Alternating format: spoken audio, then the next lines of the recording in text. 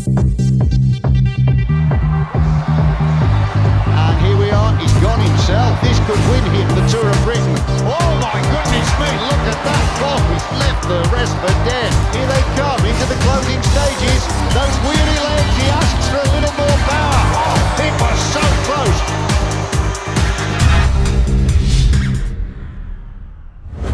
Hello, if you can't see the wood for the trees, then you're not alone. Yesterday this race concertinaed together again, and now there are 8 riders within just 25 seconds of the race lead. Today, any one of them will feel that it's there for the taking. Welcome to Stage 5. Yesterday, the floodplains of Worcester provided the setting for the inevitable breakaway, which broke away. The King of the Mountains was an all-British battle through Iron Bridge. Ben Swift coming out on top. In a nervous breakaway, the blue of Edvald Boasson-Hagen was lurking, and tempers were getting frayed. The run-in to an uphill finish in Stoke was every bit as frenetic as we hoped it would be. Here is Emecci, the Italian. There's Lloyd behind him, and you just caught a glimpse of the Norwegian. Boasson-Hagen, look at this. He's going to take him on the bend. Oh, so close. Boasson-Hagen takes it. What a finish. Le Quatre then takes his rightful place in number 1 spot, but they're right on his tail. 3 British riders in the top 5 and some top contenders further down. Garmin's Dan Martin at 14 seconds. Yesterday's Nearly Man Ermetti just over a minute down, and Russell Downing, who came so close to winning the Tour of Ireland, he'll still fancy his chances at 1 minute 24 seconds. Then there's Christian House, who conceded the polka dot jersey yesterday to Ben Swift, as well as CSC's Johnny Bellis, and they'll both feel that one big move could bring them right back into it. Well, yesterday was yesterday and today is today. Paul Manning, you're close to the riders, you speak to them regularly. What have they been telling you? Yeah, you know, we saw that the average speed after the hilly stage was pretty low, and yesterday was a lot of tired legs in that peloton. Some of the riders, you know, they can feel that, but I spoke to riders like Steve Cummings and Russell Downing, and they're prepared to take the racing on. And just chatting with some of the British supporters, you know, they're going to be fully behind those riders. Yeah, Steve is looking strong. Geraint Thomas had an interesting night, didn't he? What did he tell you? He did. He was telling me, I'll spare you the details, but he was telling me he spent a lot of the evening sat down. So stomach trouble? Yes. Must have been a bad pint. Yeah. Well, there's one team on this year's Tour de France that hasn't won a jersey yet, hasn't won a stage, and yet continually attracts more crowd and more interest at the start village than any other team. Now, Rock Racing's inclusion in this year's Tour of Britain has not been uncontentious. Here's the small print beneath the headline act.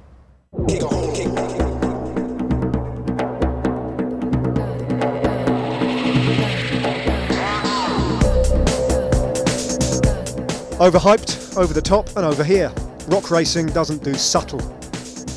You know, you can call us the bad boys, but we're a bunch of good guys, you know. The owner of our team likes to sort of think outside the box. We're trying to make a change, and we definitely want to do something cool.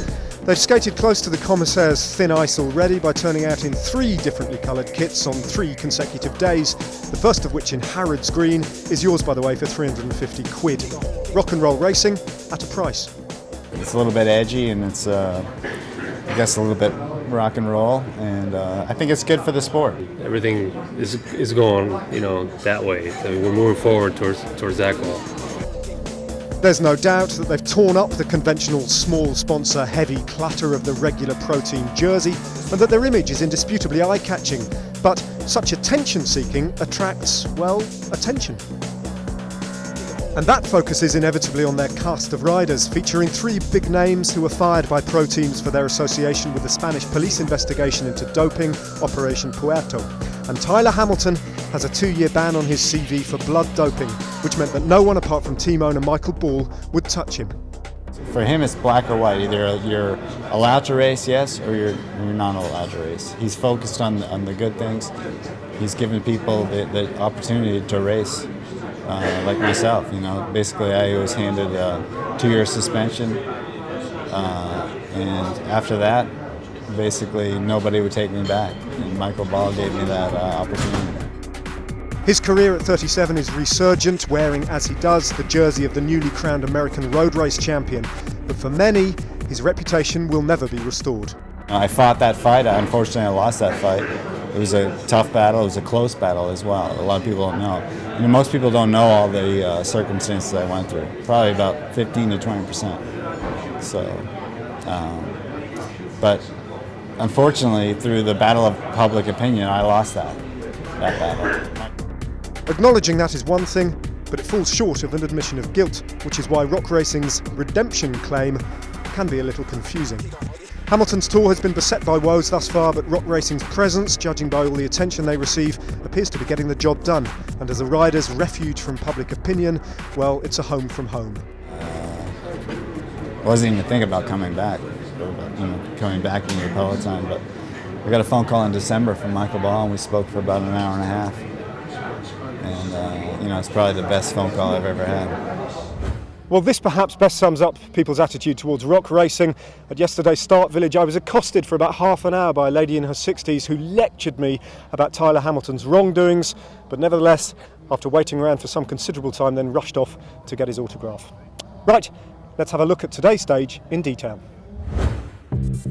Stage 5 celebrates the Humber Bridge by crossing over it twice, and in an unprecedented act of philanthropy, the toll charges have been lifted for the riders. The route then hugs the North Sea coast, ticking off the names of seaside resorts which are usually coupled with the word bracing. Once Scarborough has been reached, it's inland and over 3 of the lumpier bits of Yorkshire before finishing 102 miles from the start on a roller coaster run-in Dalby Forest.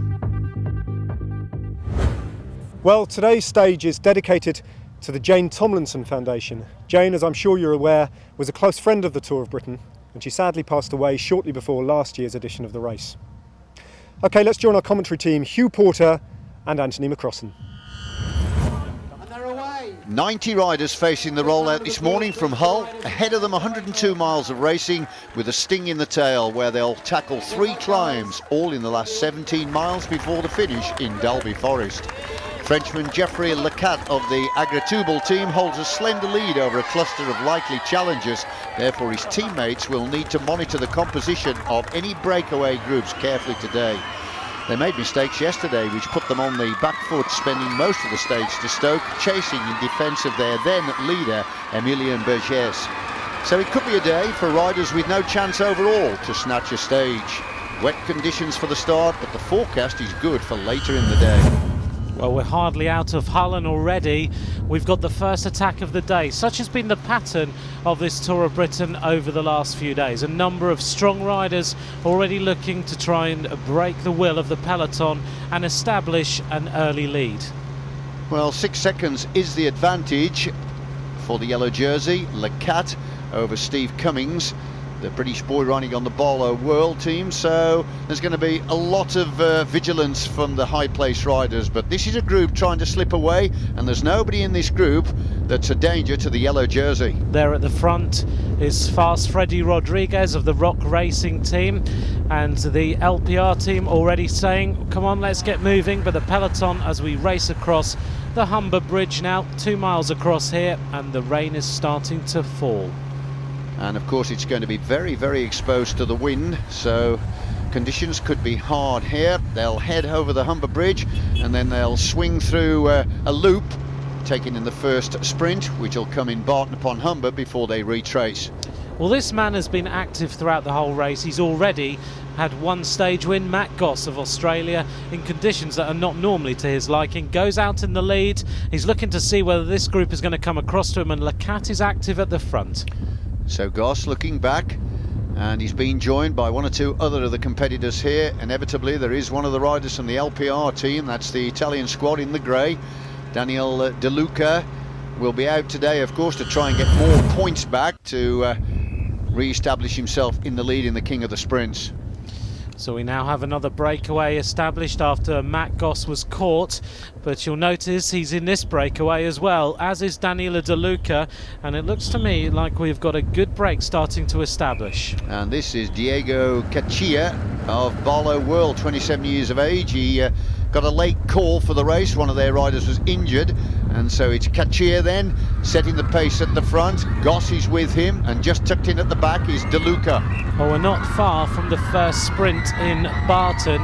Then we will loop around over the Humber Bridge again and go northwards. All this action coming in the first 6 miles, because Barton upon Humber, where the first sprint is today, is at 7.6 miles, and you can see just behind the head of the main field that's beginning to thin out a little bit, which means the pressure's on as they're trying to bring back this trio of riders. DeLuca with the full gloves here to try and keep the rain out is in a pretty eager mood today. He was upset yesterday when he punched the bars, just failing to clinch the stage in Stoke when he finished third.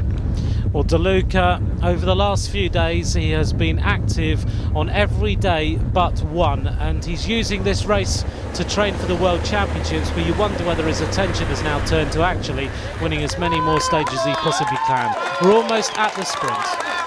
In fact, we're just crossing the line, and first over the line there was Matt Goss. It's confirmed. DeLuca second, Kachia third, and Roger Hammond, who we didn't see, actually picked up the point ahead of the main field. But what that actually means now is that DeLuca's 3 points there has put him back into the lead in the sprint competition. Well, as we race now away from the sprint, it looks to me like there is a group of riders racing across to this trio. I wonder who is going to be in this group. So the three are about to become 6 strong, and that looks very much to me like Roger Hammond. So Hammond is in a determined mood today. Hammond started 12th at 1:40 behind the yellow jersey. So we haven't had 10 miles of racing yet, and there's all this activity. We'll take a break.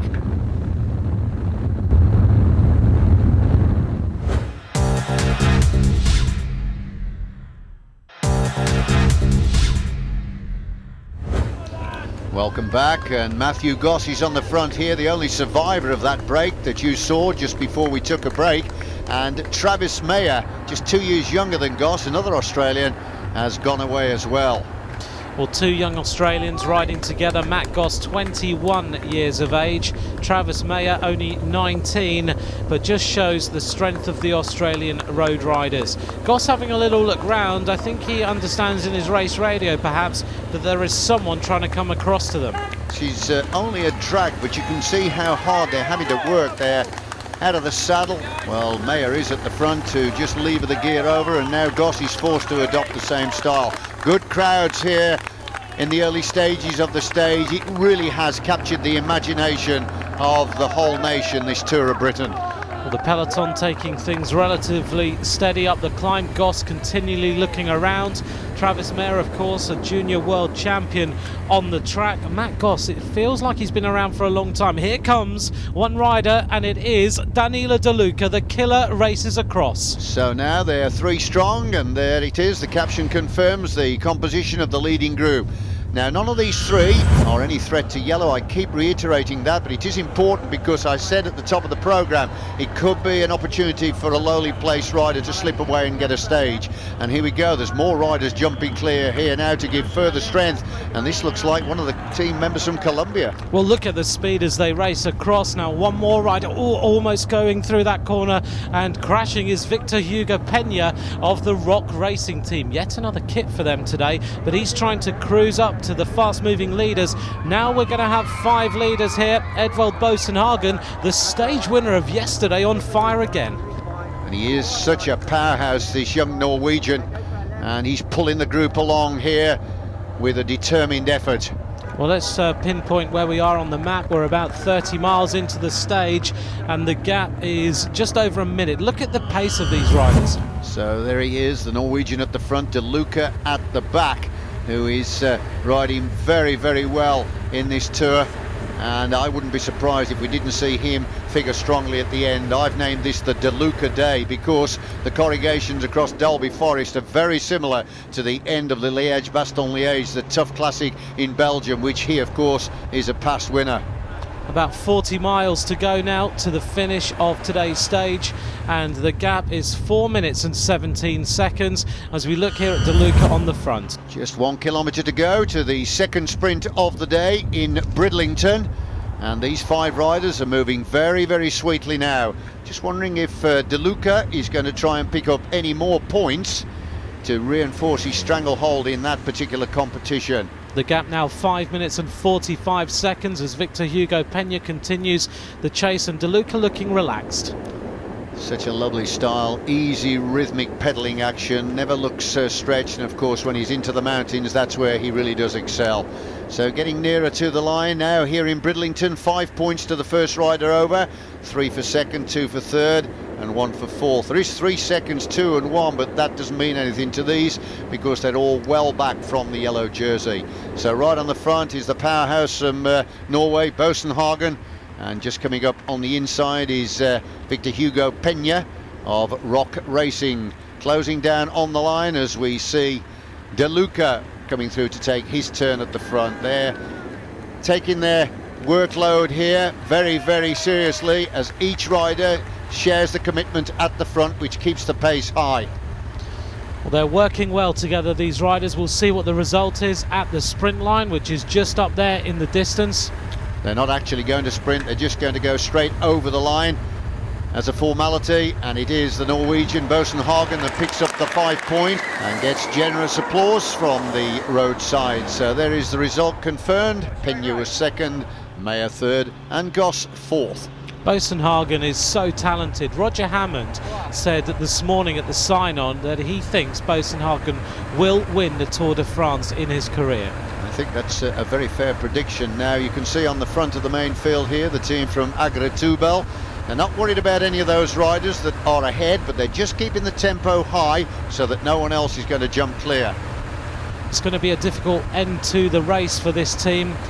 They're going to have to be vigilant as we race into Dalby Forest. What a fantastic shot of Hildethorpe Junior School in Bridlington. They're having the time of their lives. Now then, once again, the team of Agritubel tap out the rhythm here at the head of the field. And of course, they're looking after the yellow jersey that's tucked nicely into the wheels. And what a glorious shot that is of the coastline. Well, we're moving up the coast and the riders now in a tailwind. They are powering along, approaching over 40 miles an hour for these riders. As we see at the back, Victor Hugo Peña, in a week when Lance Armstrong is saying he's coming back to the sport. Of course, Peña wore the yellow jersey in 2003 of the Tour de France as a lieutenant to Lance Armstrong's win that year. Look at the pace in the peloton. Peña has been a pro for some 12 years and he's a past winner actually of the Tour of Colombia, which is a very demanding event. That's him just eating with his cheeks bulging, but this man for me, Bosenhagen, is a rider of immense talent. More school children enjoying the Tour of Britain.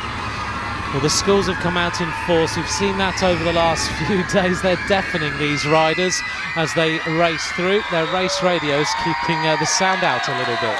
So this group continuing now to keep the pace nice and high, and it's looking very much as though we could get a stage winner from the breakaway of 5.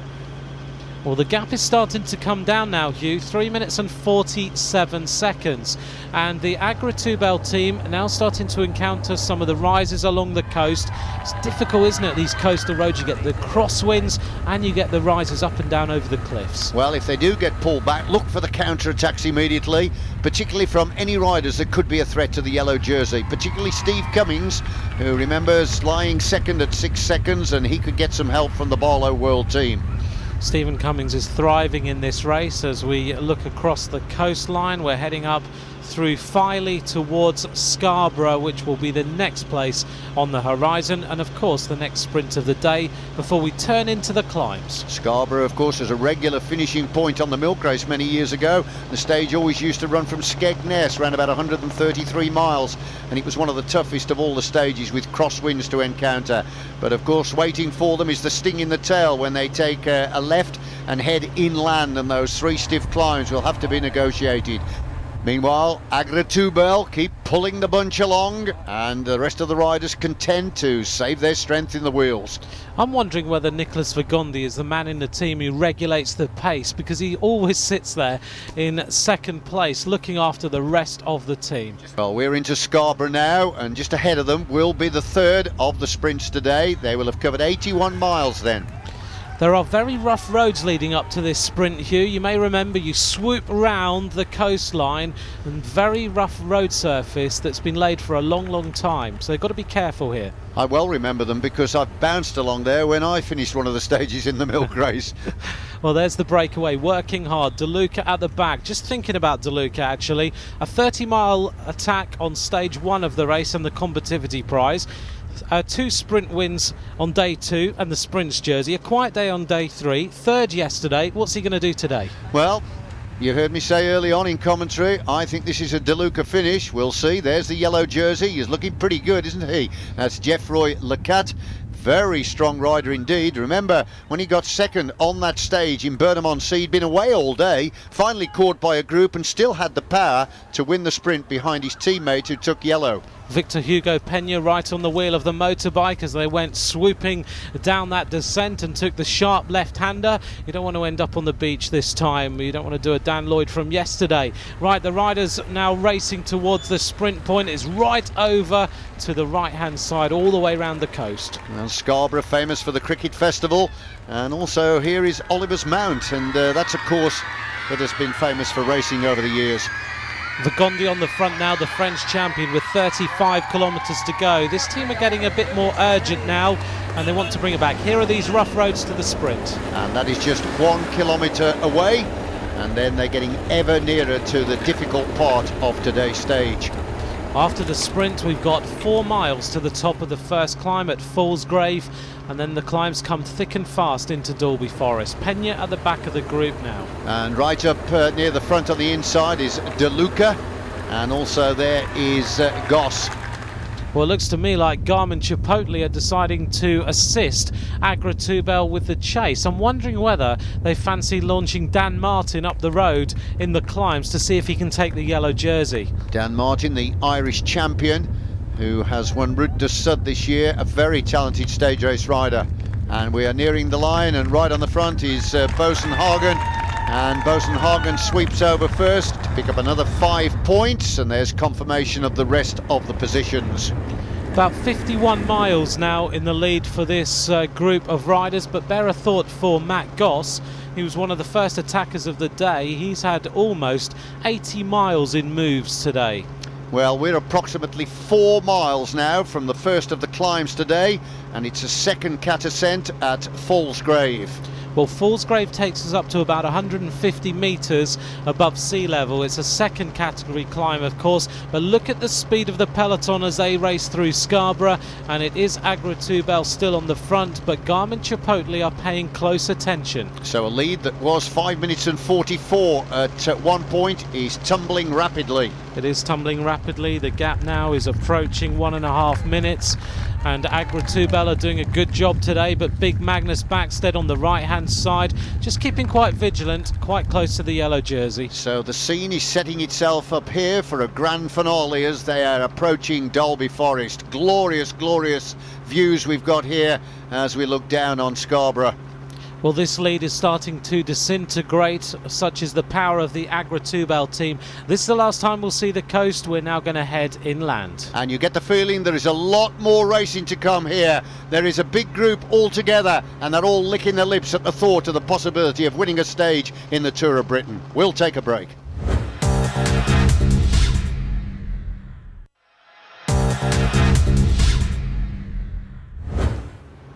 Welcome back, and the leading riders are now almost within sight of the first climb of Fallsgrave. Well, this first climb is 1 mile long. There's a good crowd waiting for these riders as we go up to 150 metres above sea level. Of course, these 5 riders mean that Ben Swift's lead is not going to be too troubled. We'll wait and see who wins the points, however. It's a second category ascent, so the first rider at the top will get 6 points. DeLuca is in this group, and I can tell you actually, if DeLuca was first on all of the climbs, he still would not deny the young rider on the British team, Ben Swift, the lead in the Eon King of the Mountains. Well, as they approach the climb now, let's remember that today's stage is dedicated to Jane Tomlinson, and we should remember Jane's appeal as well. It's a sign to indicate the start of this first ascent. Well, the top of this climb takes us to 85 miles of the stage. So this breakaway now away for 54 miles. Agra Tubel starting to really gas it at the front of this peloton. Just under 29 kilometres to go to the finish, and the gap now has dropped to under 3 minutes, 2 minutes 51. Stuart O'Grady looking interested at the front of the group. They're chipping away all the time at the advantage that the 5 hold. And look, he's a big attack off the front, and this is Magnus Backstedt. Magnus Backstedt trying to go clear, riding on the Garmin Chipotle squad. Well, you'd normally expect Magnus to have been away early on in the stage when we've been going along the flat roads. Now he's deciding to attack on the big climb, and you can see just how steep it is. Bosenhagen struggling a little bit here. Pena loves this terrain. So big Magnus Backstedt is trying to bridge to the leading group. Here he is, settling down to the job in hand. A man that's won the Paris-Roubaix in his day. He's also won a stage in the Tour de France. No doubt he's trying to get clear for an easier ride over the climbs. Well, look at Backstedt. He's had a lot of illness over the last couple of months, but he said this morning that he's starting to come good. He's feeling strong. This is Travis Meyer, of course, still in the breakaway. Bosenhagen looking composed, only 21 years of age. I tell you what, there's some youngsters in this group. Certainly is. He's got a very youthful face that belies his power, strength and confidence. And he's another rider I think that you've got to put a line under for a possibility of a stage victory today. Well, could he win back-to-back stage victories? This could be pretty incredible. Of course, we had that last year, but De Luca, he's going to want to win this one. So De Luca right at the front on the inside, quite happy, looking calm, looking relaxed. And here at the field, they've just passed the sign to indicate the start of the climb as well. So we've now got the 5, and Magnus Backstedt is in between the 2 groups. I think Magnus is being used here to just soften up the other teams before Dan Martin goes on the attack. Well, it's a fair prediction. We'll have to keep an eye on that. Remember, they've got Julian Dean, who's a very strong sprinter as well. Chris Sutton's been going well, and their skipper is David Miller. It was Chris Sutton's birthday yesterday. Let's hope he didn't celebrate too much last night, and he's feeling strong today.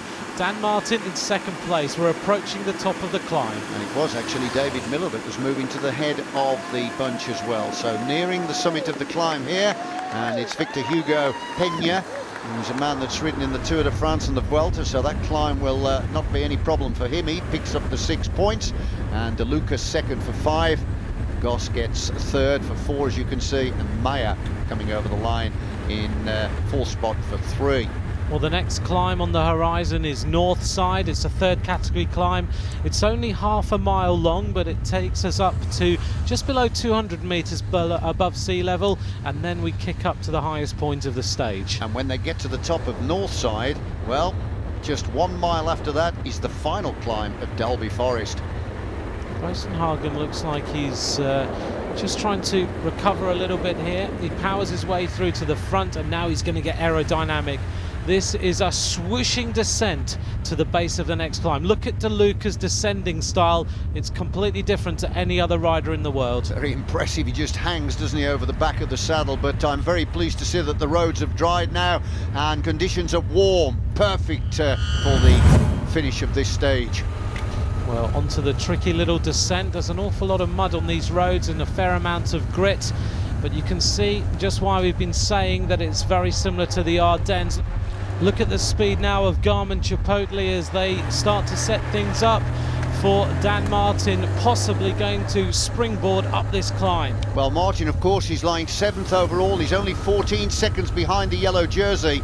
He's a man of a slender physique, but a brilliant stage race rider. And so Martin could be a man that could profit by the work being done by his teammates. But now, this is the effort to take the riders to the summit of Northside. And look here, we already have a casualty, and this is Pena that's losing contact. I'm surprised that Pena's legs have given out on this climb, but it's the effort of the man from LPR. Danilo De Luca is giving this full throttle. Meyer goes as well. De Luca is leaving everybody in his wake. I think this is the winning move now. De Luca is trying to go away. He fancies a stage victory. Bosenhagen crouching over the bars there to try and stay with the Italian, but now De Luca looks full of riding, and behind it is the Garmin Chipotle team looking after Martin, and they are doing a really good job here. This is a stunning move by Danilo De Luca. Look at him breathing hard, but he is going to the top of the climb. It's not maybe even quite long enough to get rid of everybody else. He can see the Eon banners in front of him. Garmin Chipotle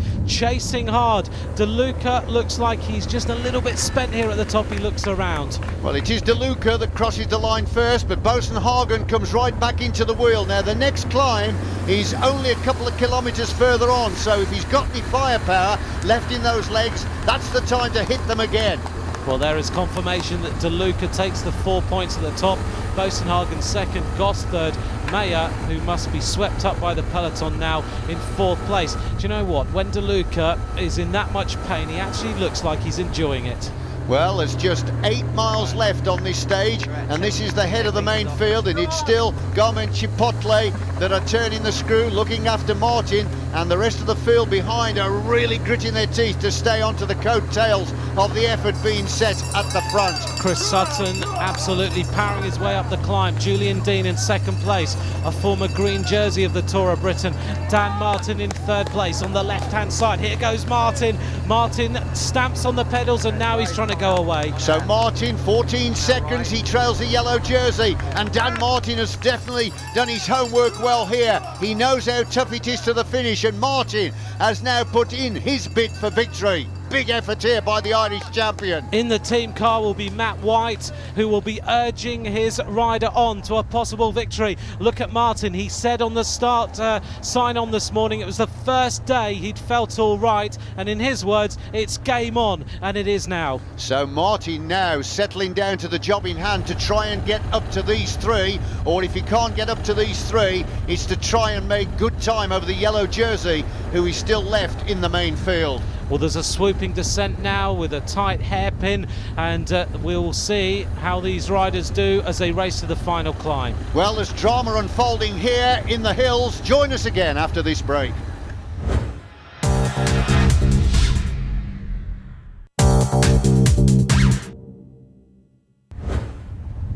Welcome back. Just over 6.5 miles of racing left, and they're nearing the final climb of the day, Dalby Forest. But this gap is coming down significantly now. It's 56 seconds. These riders are going to have to give it some to stay away to the final climb and into the finish. DeLuca looking urgent as usual, but that punchy style isn't quite as fluid as it was earlier on. He is gritting his teeth. This is hurting this man now. 3 good finishers here, but I suppose really Goss is the stronger if it came to a straight out sprint, but you can never discount the Norwegian. That's Bosenhagen. He's so powerful. Now approaching the sign to tell us they're starting the concluding climb. 300 metres this climb, but it's one of the shortest on the route. However, it's pretty steep, and Goss immediately goes to the front. He knows that he can't let Bosenhagen jump away because he's an amazing time trialist after yesterday. Well, DeLuca had a big dig on the previous climb. That's why Victor Pena lost contact. But here comes Martin. He's still trying valiantly to get up to the leading 3. Takes a cursory look back, but there's nobody in sight. The nephew of Stephen Roach has a glance across, but Pena's coming back. Pena riding his way intelligently back to the wheel of the 3 riders in front. He's a stunning climber and he's vastly experienced, but now DeLuca stamps on the pedals again. Turning the screw at the front is Danilo DeLuca. He's got the face of agony here, but is this going to be the winning move? He's trying to rid himself of the other 2, but once again, Bosenhagen, look at the style of this young Norwegian. He's pulling Goss along, and I don't think this is helping Martin, who is now on the climb as well, but the bunch are beginning to chase Martin down. Dan Martin, he doesn't need too many seconds to take the yellow jersey, and DeLuca leaving the 2 21-year-olds behind. Pena is in the cars.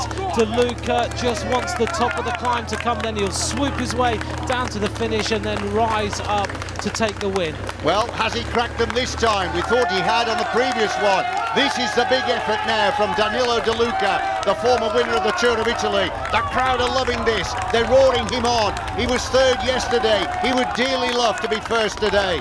This is an imaginative finish from Yorkshire. Normally we finish in the towns and cities around the country, but this time as we head over the Eon King of the Mountains, they've decided to finish in the mountain bike area of Dalby Forest. And now DeLuca, he's on his way down towards the line. He's got to try and keep this bunch at bay, and Martin has been pulled back. There he is on the left of the screen. So that effort by the Irish champion has not come to anything at all.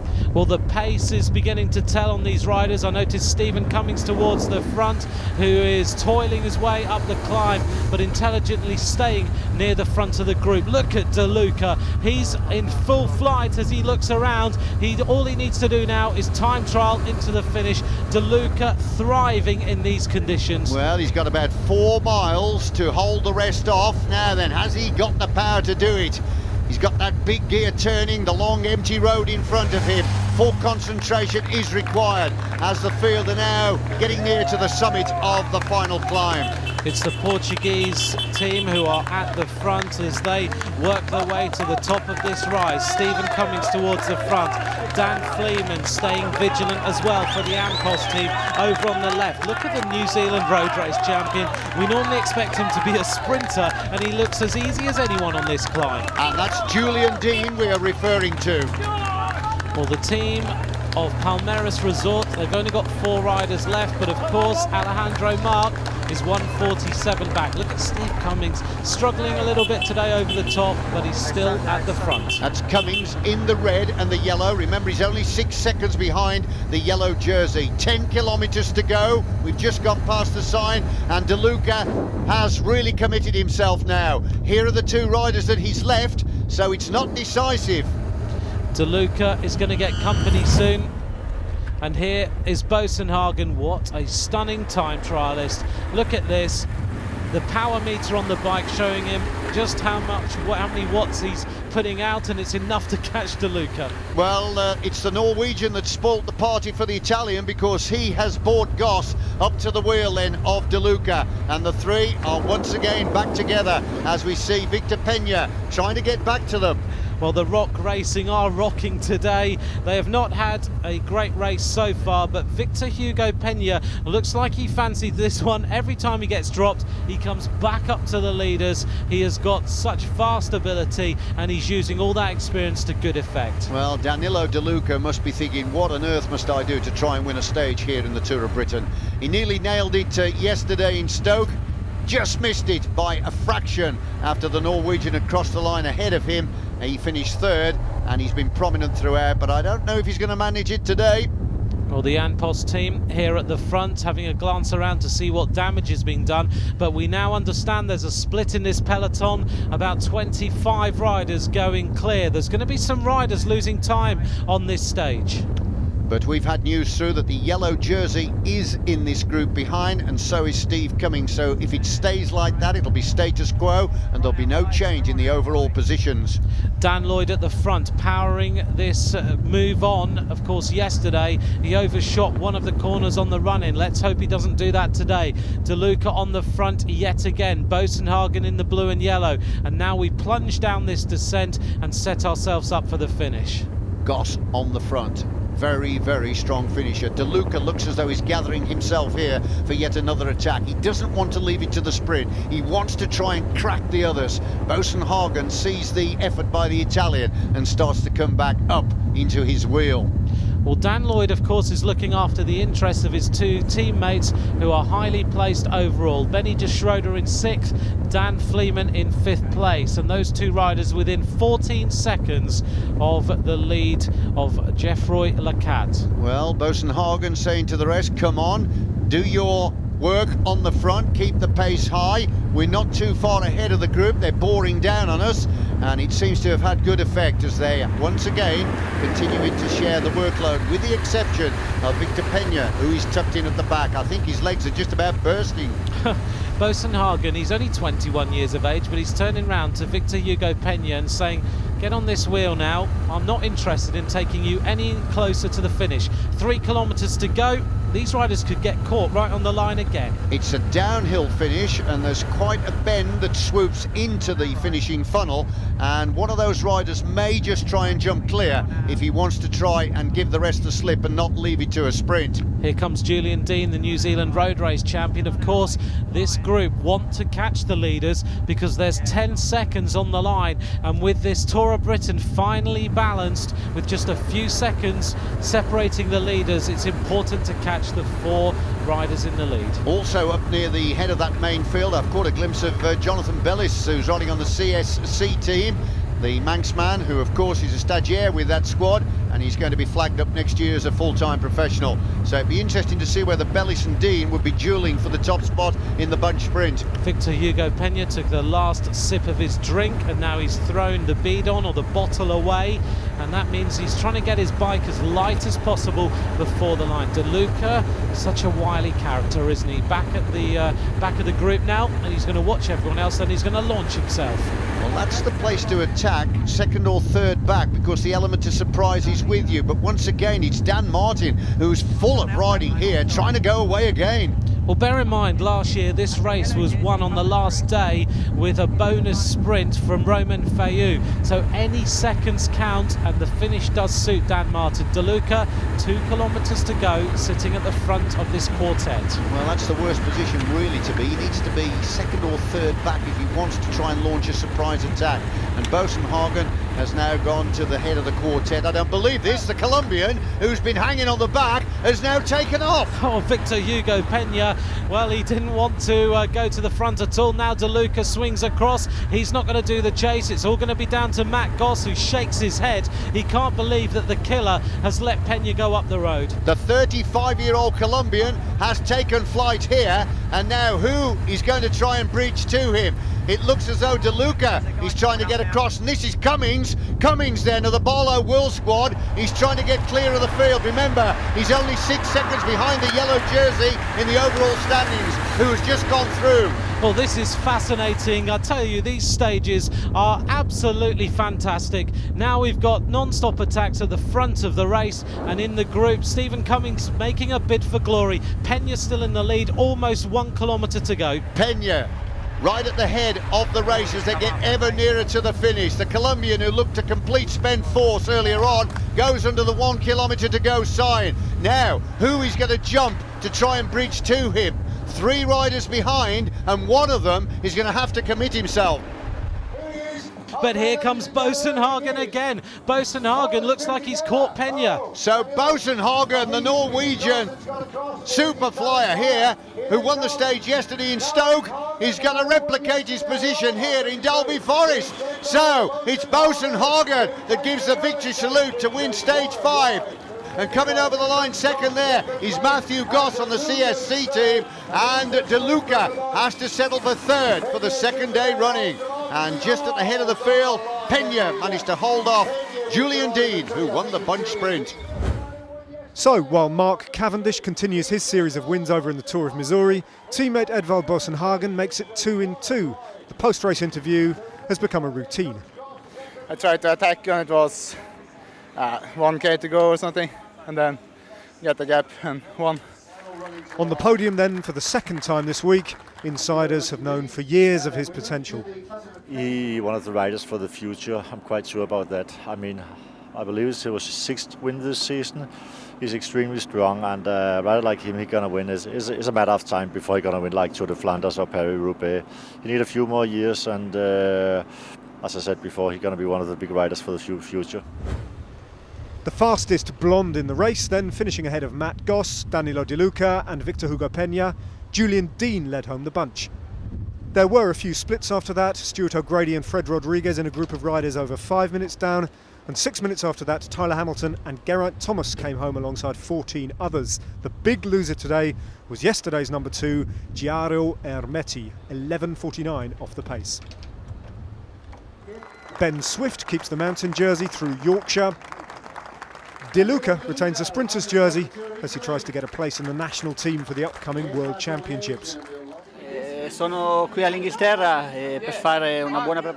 I'm here at the Tour of Britain to prepare for the World Championships in October. It's an 8-day race with lots of hilly stages, so I'm working on my fitness by going on the attack whenever I can.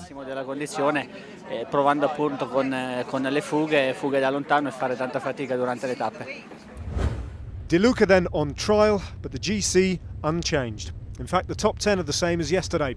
Steve Cummings just a tantalising 2 sprint bonuses away from a share of the race lead. 2 days in yellow for Le Quatre, 3 more to defend. Well, I have to say that Paul and my predictions haven't been too bad over the course of this Tour of Britain, but Paul, we got that horribly wrong. We thought there was going to be a big bang, and in fact it was a series of little whimpers, wasn't it? Yeah, I'm surprised at the bunch's conviction to try and pull the break back and go for the stage win themselves. You know, I thought that was a good day for staying away in the break there. Just shows how much Agri-Tubel want this win though, doesn't it? It's true, and the Tour of Britain have put a competitive route on, not too severe. It allows people to keep pushing on and go for the win and keep it close together on the general. Time's running out, there aren't too many stages left, it's all unchanged in the GC. What about tomorrow's stage? The news is, I guess, that we should say that Morpeth is dry and they will be able to ride through there, which is great news, but what about the rest of the stage? Yeah, that is good. I'm still looking for the day where the breakaway does stay away. I think, you know, the guys at 10, 12, 20 minutes down, you know, small group can be let loose, they go for the winning Gateshead. And the rest of the teams, maybe Agri-Tubel and the other main contenders, will take a slight day off and marshal their forces for that tough Glasgow stage that's yet to come. Good stuff, Paul. Well, it will be a spectacular finish in Gateshead tomorrow, and who would bet against a hat-trick from young Edvald Boasson-Hagen? After all, it's almost his home stage. It's definitely the closest he's going to get on this tour to Norway.